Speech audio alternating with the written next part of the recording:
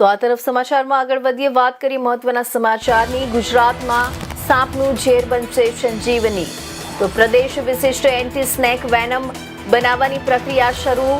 SRI anti snake Vennam માટે ઝેર સોંપ્યું। તો આ તરફ તમને જણાવીએ, ગુજરાતના સાપનું ઝેર બનશે સંજીવની। પ્રદેશ વિશિષ્ટ એન્ટી સ્નેક વેનમ બનાવવાની પ્રક્રિયા શરૂ। SRI એન્ટી સ્નેક વેનમ માટે ઝેર સોંપ્યું। ટૂંક સમયમાં રાજ્યને મળશે વેક્સિન। ટૂંક સમયમાં રાજ્યને વેક્સિન મળશે। રાજ્યમાં સર્પદંશથી થતા માનવ મૃત્યુ ઘટાડવા પહેલ।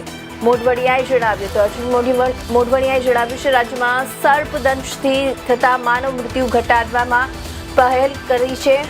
તો આ તરફ તમને વિસ્તારથી આ વાત ઘટનાની શરૂઆત કરીએ કે ગુજરાતમાં સર્પદંશથી થતા મૃત્યુ ઘટાડવા માટે મહત્વપૂર્ણ પહેલ હાથ ધરવામાં આવી છે। વલસાડ જિલ્લાના ધરમપુર સ્થિત સ્નેક રિસર્ચ ઇન્સ્ટિટ્યૂટ એટલે કે SRI દ્વારા ગુજરાતના ઝેરી સાપોમાંથી એકત્રિત કરાયેલા લાયોફિલાઇઝ ફ્રીઝ ડ્રાઇડ ઝેર તેલંગાણાની લાયસન્સ પ્રાપ્ત કંપનીને પ્રદેશ વિશિષ્ટ એન્ટી સ્નેક વેનમ બનાવવા માટે સોંપવામાં આવ્યું છે।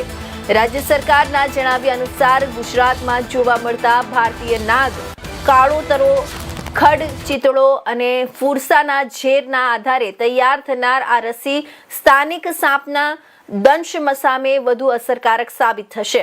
તેનાથી સારવાર દરમિયાન ઓછા ડોઝની જરૂર પડશે, ગંભીર જટિલતાઓનું જોખમ ઘટશે અને સર્પદંશથી થતા મૃત્યુમાં ઘટાડો થશે। વન અને પર્યાવરણ મંત્રી અર્જુન મોઢવડિયાએ જણાવ્યું કે રાજ્ય સરકાર પ્રદેશ વિશિષ્ટ એન્ટી સ્નેક વેનમ વિકસાવવા પ્રતિબદ્ધ છે। આ પહેલ વર્ષ 2030 સુધી સર્પદંશથી થતા મૃત્યુમાં 50% ઘટાડાના રાષ્ટ્રીય લક્ષ્યાંકને સિદ્ધ કરવામાં મહત્વપૂર્ણ યોગદાન આપશે। ધરમપુરનું સ્નેક રિસર્ચ ઇન્સ્ટિટ્યૂટ વિશ્વ આરોગ્ય સંસ્થાની WHO માર્ગદર્શિકા મુજબ ઝેર એકત્રિત અને પ્રોસેસ કરી દેશની અગ્રણી સંસ્થાઓમાં સ્થાન મેળવી રહ્યું છે।